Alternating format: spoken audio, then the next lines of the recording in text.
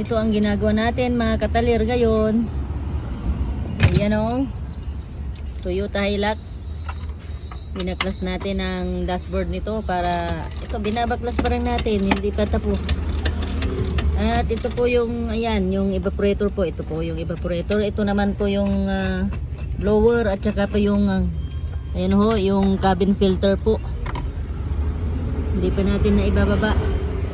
At kung nakikita natin, yan, as we can see mga katalir, yan o, na ang dumi-dumi o.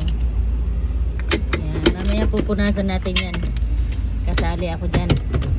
Kasi gabi na eh. Si bossing husband lang ang gumagawa. Umuwi na yung kasama natin. Yan. Yan, shout out. Yan.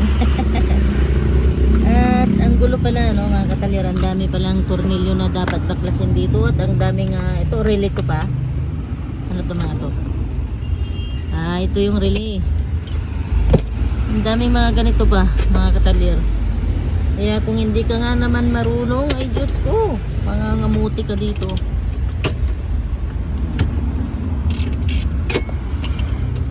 Mangangamuti ka. Ayan o. Baglas na po yung iba.